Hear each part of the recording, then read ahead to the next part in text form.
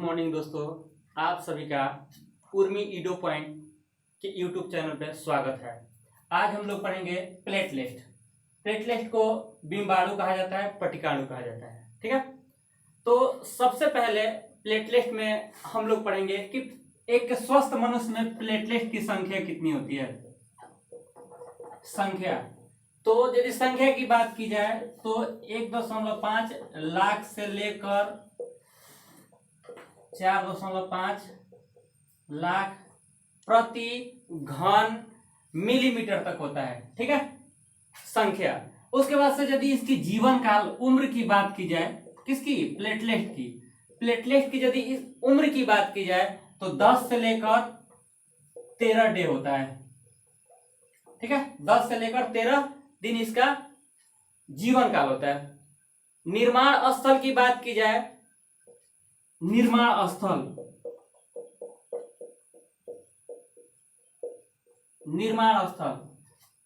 तो निर्माण स्थल इसका अस्थि मज्जा में होता है, जिसे बोन मैरो कहा जाता है। बोन मैरो, इसका निर्माण स्थल कहाँ है? बोन मैरो में। ठीक है, अब देखा जाए यदि इसकी कार्य की बात की जाए कि कार्य इसका क्या है, कौन सा कार्य करता है, तो ये दो काम करता है। मेनली ये दो काम करता है। पहला नंबर काम ये करता है कि रक्त को थाका बनाने का काम करता है, और दूसरा काम करता है रक्त को गाढ़ा बनाने का काम करता है। ठीक है, दो काम करता है। कौन कौन? एक थक्का बनाएगा और दूसरा गाढ़ा बनाता है। गाढ़ा बनाने का, रक्त को गाढ़ा बनाने का काम करता है। ठीक है, अब देखा जाए उसके बाद से थोड़ा सा आगे चलते हैं। यदि प्लेटलेट की संख्या में कमी होती है तो उसे क्या कहा जाएगा? कमी। प्लेटलेट की संख्या में यदि कमी होती है तो उसे कहा जाता है थ्रोम्बोसाइटोपिनिया। थ्रोम्बोसाइटोपिनिया, ठीक, थ्रोम्बोसाइटोपिनिया कहा जाता है। जब प्लेटलेट की कमी होगी तो उसे क्या कहा जाएगा? थ्रोम्बोसाइटोपिनिया कहा जाएगा। अब देखिए, जब थ्रोम्बोसाइटोपिनिया हो गया, प्लेटलेट की कमी हो गई, तो उस स्थिति में शरीर के रक्तस्राव की आशंकाएं बढ़ जाती है। शरीर में जो रक्त होता है उसकी रक्तस्राव होने की आशंकाएं बढ़ जाती है, तथा नाक, कान, मुंह इत्यादि अंग फेल होने की संभावनाएं बढ़ जाती है। ठीक है, ये सब अंग काम करना बंद करने लगते हैं। ठीक है, ये हुई कमी वाली बात। यदि अधिकता हो जाता है, अधिकता, यदि प्लेटलेट की अधिकता हो जाती है किसी व्यक्ति के शरीर में तो उसे कहा जाता है थ्रोम्बोसाइटोसिस।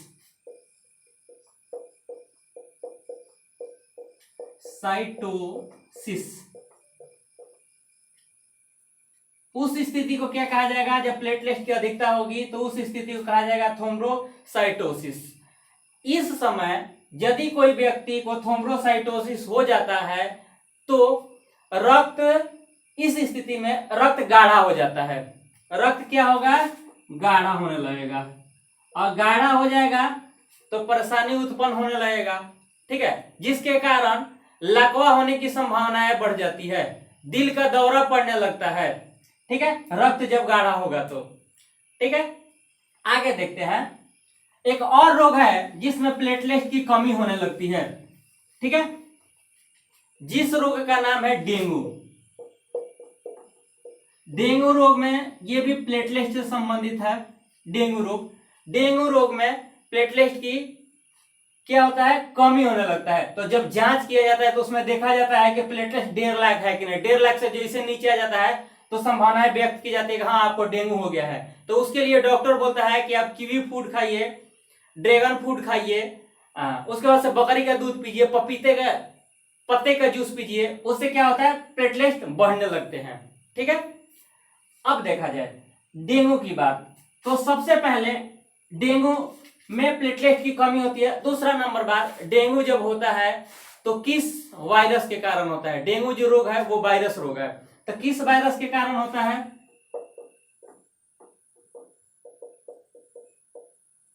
तो इस वायरस का नाम है अरबी वायरस।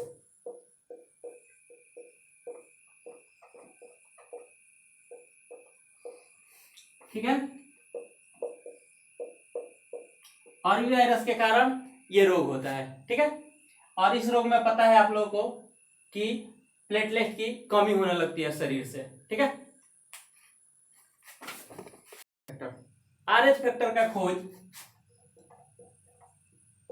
मकाका रिसस नामक बंदर से किया गया और इसका खोज करने का श्रेय लैंड स्टीनर और बीनर नामक 2 वैज्ञानिकों को जाता है और यह खोज 1940 ईस्वी में किया गया।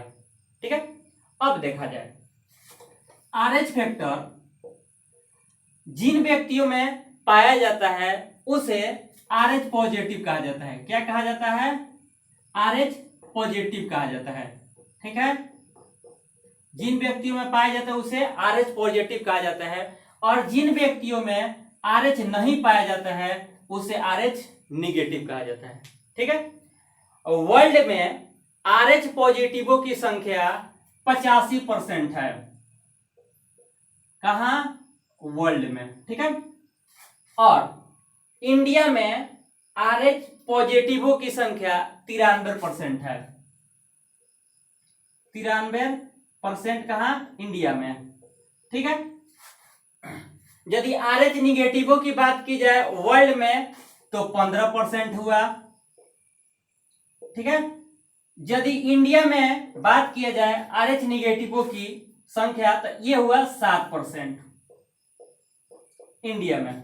ठीक है, अब देखा जाए जब कभी भी ब्लड एक व्यक्ति से दूसरे व्यक्ति में चढ़ाया जाता है तो वहां आरएच फैक्टर का ध्यान रखा जाता है। ठीक है, तो ये देख सीखते हैं हम लोग कि यदि कोई बंदा निगेटिव है तो वो पॉजिटिव को ब्लड दे सकता है कि नहीं, यदि वो पॉजिटिव है तो निगेटिव को दे सकता है कि नहीं, और निगेटिव है तो पॉजिटिव को दे सकता है कि नहीं। ठीक है, ये डाटा याद रखिएगा आप लोग, ये डाटा एग्जाम्स में पूछे जाते हैं। ठीक है, तो सबसे पहले हम लोग देखते हैं ये आरएच पॉजिटिव है, आरएच पॉजिटिव को ब्लड दे सकते हैं और आरएच पॉजिटिव से ब्लड ले सकते हैं। ठीक है, उसके बाद आरएच निगेटिव से ब्लड ले सकता है और आरएच निगेटिव को ब्लड दे सकता है। ठीक है, यहां तक आप लोगों को समझ में आ गया होगा। एक ही जात का बंदा है, आरएच पॉजिटिव। यदि कोई व्यक्ति आरएच पॉजिटिव है और उसको ब्लड देना है आरएच पॉजिटिव वाले व्यक्ति को तो हम आसानी से उसे दे सकते हैं, कोई दिक्कत नहीं होगा, ले सकते हैं और दे सकते हैं। ठीक है, उसके बाद आरएच निगेटिव वाला कोई व्यक्ति हो और उसको रक्त की जरूरत हो तो उसको आरएच निगेटिव वाला व्यक्ति ब्लड दे सकता है। ठीक है, ले सकता है और दे सकता है, कोई दिक्कत नहीं है।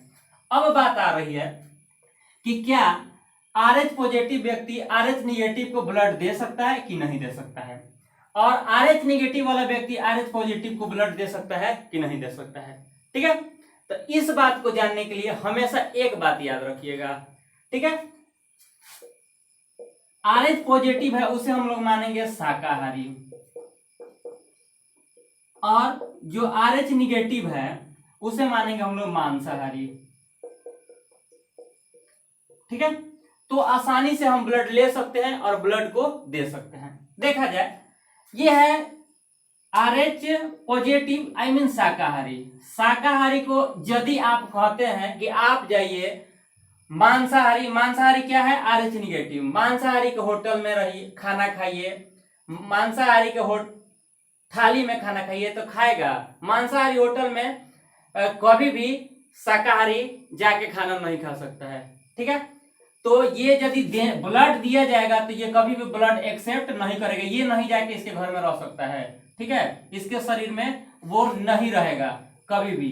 ठीक है, अब देखा जाए ये तो हो गया यदि पॉजिटिव को निगेटिव के शरीर में डाला जाता है तो वो ब्लड एक्सेप्ट नहीं कर पाएगा। ठीक है, ब्लड क्लॉट हो जाएगा और वहां मरने की संभावनाएं बढ़ जाती है। ठीक है, तो इसलिए ये ब्लड नहीं दिया जाता है।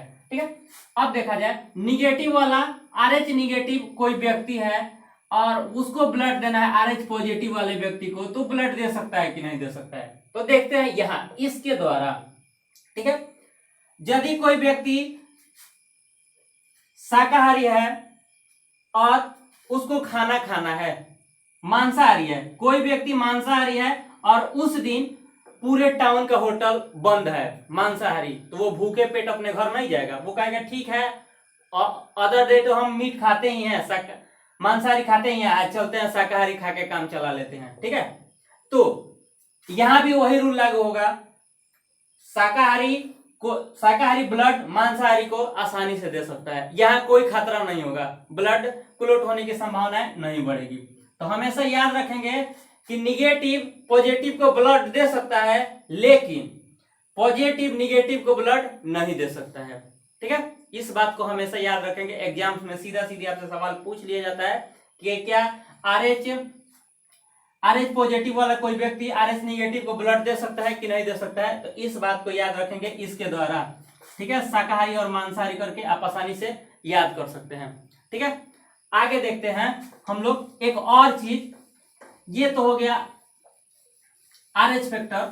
अब देखिए ब्लड का जो निर्माण होता है जिसमें निगेटिव और पॉजिटिव होता है, तो वो कहीं ना कहीं आरएच फैक्टर का उसमें अहम भूमिका होता है। ठीक है, आरएच फैक्टर की अहम भूमिका होती है। तो देखते हैं सबसे पहले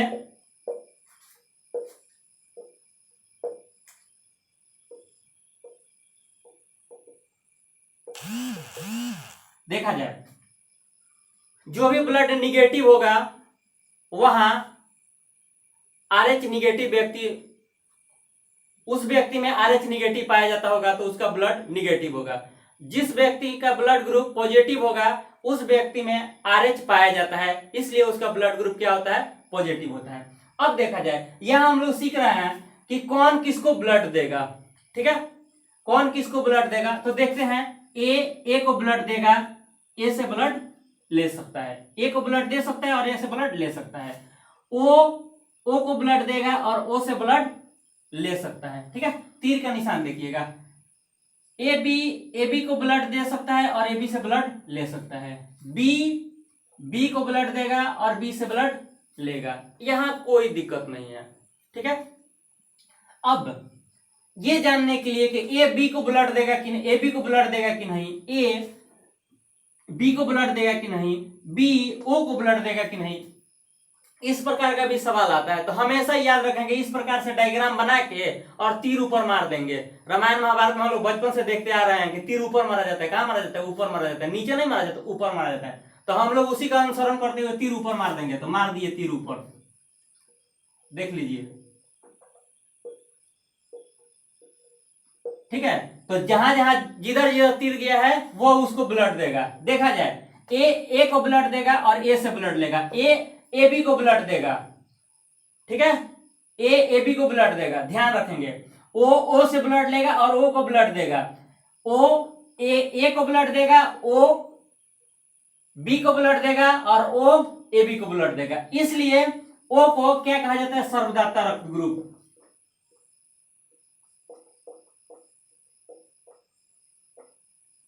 ठीक है, ध्यान रखेंगे। अब देखते हैं बी पर, बी को बी से ब्लड लेगा, बी को ब्लड देगा, बी से ब्लड लेगा, बी को ब्लड देगा, बी ए बी को ब्लड देगा। ठीक है, देख रहे हैं हम लोग कि सब लोग किसको दे रहे हैं ब्लड, ए बी को ब्लड दे रहे हैं।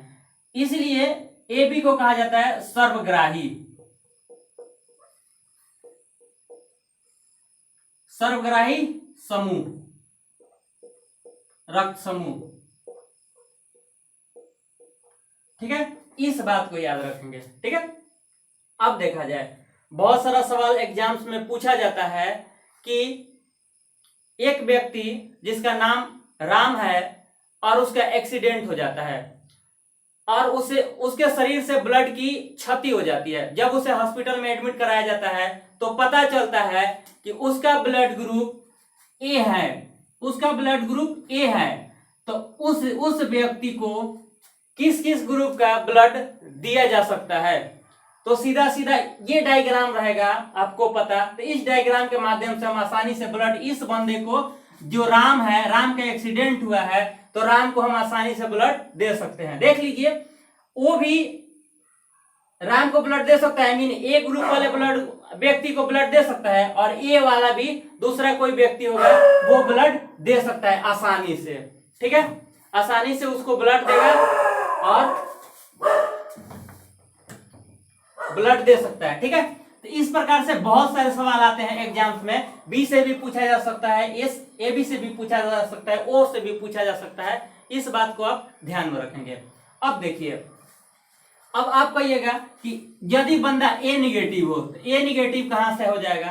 तो जिस व्यक्ति का RH फैक्टर निगेटिव होगा उसका ब्लड ग्रुप निगेटिव होता है।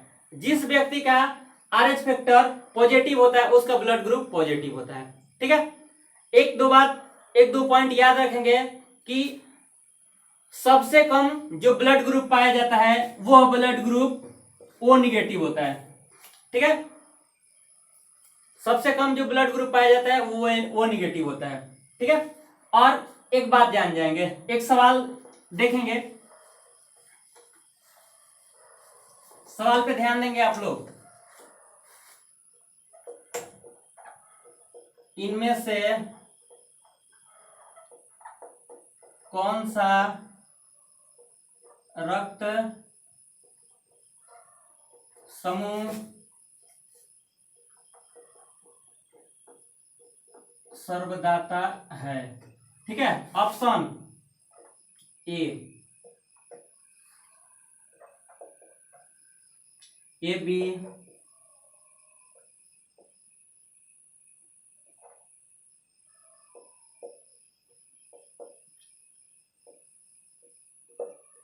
इस सवाल के आंसर आप लोग कमेंट्स बॉक्स में देंगे। ठीक है, क्या होगा? आज के लिए बस इतना ही। जय हिंद, जय भारत। लाइक करें, सब्सक्राइब करें ताकि हमारा मनोबल आगे बढ़ सके।